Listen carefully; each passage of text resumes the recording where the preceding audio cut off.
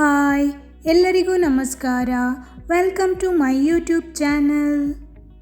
ಬೇಕಲದ red moon ಬೀಚ್ನಲ್ಲಿ ಸುಂದರವಾದಂತಹ ಸೂರ್ಯಾಸ್ತವನ್ನು ನೀವಿಲ್ಲಿ ನೋಡ್ತಾ ಇದ್ದೀರಾ. ಈಗ ಹಲಸಿನಕಾಯಿ ಸೀಸನ್ ಸ್ಟಾರ್ಟ್ ಆಗಿದೆ ಅಲ್ವಾ. ನೀವು ಹಲಸಿನ ಬೀಜವನ್ನು ಏನು ಮಾಡೋದು ಅಂತ ಯೋಚನೆ ಮಾಡ್ತಾ ಇರ್ತೀರಾ. ಬನ್ನಿ, ನಾನಿವತ್ತು ಹಲಸಿನ ಬೀಜ ಮತ್ತು ತೊಂಡೆಕಾಯಿಯನ್ನು ಬಳಸಿ ಒಂದು ರುಚಿಯಾದ ಪಲ್ಯವನ್ನು ಮಾಡ್ತಾ ಇದ್ದೇನೆ. ಮೊದಲಿಗೆ ಹಲಸಿನ ಬೀಜವನ್ನು ಕುಕ್ಕರ್ನಲ್ಲಿ 3 ವಿಸಿಲ್ ಬೇಯಿಸಿಕೊಳ್ಳೋಣ. ಈ ಹಲಸಿನ ಬೀಜ ಬೇಯ್ತಾ ಇದ್ದಾಗೆ ನಾವು ತೊಂಡೆಕಾಯಿಯನ್ನು ಕಟ್ ಮಾಡಿಕೊಳ್ಳೋಣ. ನಿಮಗೆ ಬೇಕಾದ ಗಾತ್ರದಲ್ಲಿ ಅಥವಾ ಬೇಕಾದ ಶೇಪ್ನಲ್ಲಿ ನೀವು ಕಟ್ ಮಾಡಿಕೊಳ್ಳಬಹುದು. ನಾನಿಲ್ಲಿ ರೌಂಡ್ ಶೇಪ್ನಲ್ಲಿ ಕಟ್ ಮಾಡಿಕೊಳ್ತಾ ಇದ್ದೇನೆ.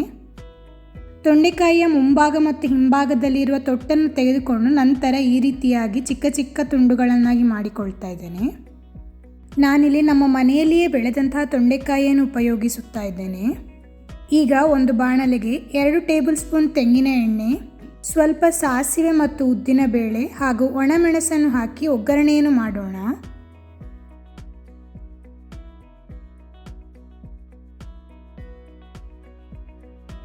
ಸಾಸಿವೆ ಸಿಡಿತಾ ಇದ್ದ ಹಾಗೆ ಕರಿಬೇವನ್ನು ಹಾಕಿಕೊಳ್ತಾ ಇದ್ದೇನೆ. ನಂತರ ನಾವು ಈಗಾಗಲೇ ಕಟ್ ಮಾಡಿ ಇಟ್ಕೊಂಡಿರುವ ತೊಂಡೆಕಾಯಿಯ ಹೋಳುಗಳನ್ನು ಇದಕ್ಕೆ ಹಾಕಿಕೊಳ್ಳೋಣ. ಒಮ್ಮೆ ಎಲ್ಲವನ್ನು ಚೆನ್ನಾಗಿ ಮಿಕ್ಸ್ ಮಾಡಿ. ವಿಡಿಯೋ ಇಷ್ಟವಾದರೆ ಸಬ್ಸ್ಕ್ರೈಬ್ ಮಾಡಲು ಮರೆಯಬೇಡಿ. ಈಗ ರುಚಿಗೆ ತಕ್ಕಷ್ಟು ಉಪ್ಪು, ಚಿಟಿಕೆ ಅರಶಿನ ಹುಡಿ ಹಾಗೂ ಮೆಣಸಿನ ಹುಡಿಯನ್ನು ಹಾಕಿಕೊಳ್ತಾ ಇದ್ದೇನೆ. ನಿಮ್ಮ ಖಾರಕ್ಕೆ ಅನುಗುಣವಾಗಿ ನೀವಿಲ್ಲಿ ಹೆಚ್ಚು ಕಡಿಮೆ ಮಾಡಿಕೊಳ್ಳಬಹುದು. ಬೇಕಿದ್ದರೆ ಹಸಿಮೆಣಸನ್ನು ಕೂಡ ಕಟ್ ಮಾಡಿ ಹಾಕಿಕೊಳ್ಳಬಹುದು. ನಂತರ 1 ಕಪ್ ನೀರನ್ನು ಹಾಕಿಕೊಳ್ತಾ ಇದ್ದೇನೆ. ಚೆನ್ನಾಗಿ ಮಿಕ್ಸ್ ಮಾಡಿ.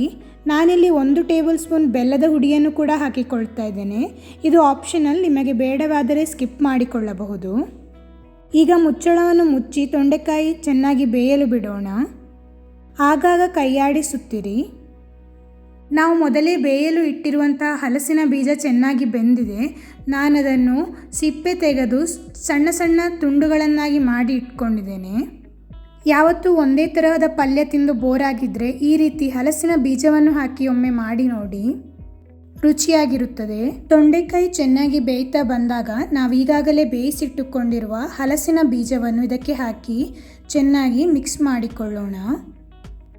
ಎಲ್ಲವೂ ಒಂದಕ್ಕೊಂದು ಹೊಂದಿಕೊಳ್ಳಲಿ. ಉಪ್ಪು ಮತ್ತು ಖಾರವನ್ನು ನೋಡಿ, ಬೇಕಿದ್ದರೆ ಸ್ವಲ್ಪ ಹಾಕಿಕೊಳ್ಳಬಹುದು.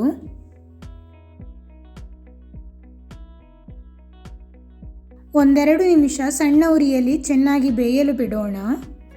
ಈ ಪಲ್ಯ ಅನ್ನ ಮತ್ತು ಚಪಾತಿಗೆ ತುಂಬ ರುಚಿಯಾಗಿರುತ್ತದೆ. ನೀವು ಮಾಡಿ ನೋಡಿ. ಕೊನೆಯಲ್ಲಿ 2 ಟೇಬಲ್ ಸ್ಪೂನ್ ತೆಂಗಿನ ತುರಿಯನ್ನು ಹಾಕಿಕೊಳ್ತಾ ಇದ್ದೇನೆ. ಚೆನ್ನಾಗಿ ಮಿಕ್ಸ್ ಮಾಡಿ. ವಿಡಿಯೋ ಇಷ್ಟವಾಗಿದೆ ಅಂತ ಭಾವಿಸುತ್ತೇನೆ. ಇನ್ನೊಂದು ವಿಡಿಯೋದಲ್ಲಿ ಮತ್ತೆ ಬರುತ್ತೇನೆ. ಧನ್ಯವಾದಗಳು. ಲೈಕ್, ಶೇರ್ ಹಾಗೂ ಸಬ್ಸ್ಕ್ರೈಬ್ ಮಾಡಲು ಮರೆಯಬೇಡಿ.